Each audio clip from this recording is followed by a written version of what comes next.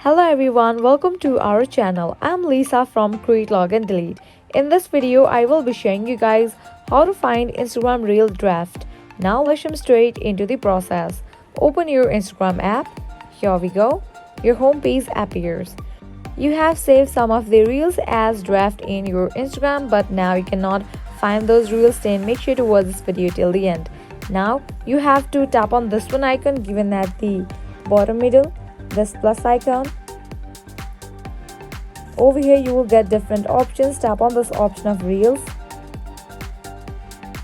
Now at the bottom left corner you can find this one icon. Just tap on it. Now over here you will get this option of drafts. Tap on it. Now here you can find the Instagram Reels draft. If you uninstall the Instagram app, your drafts will be lost.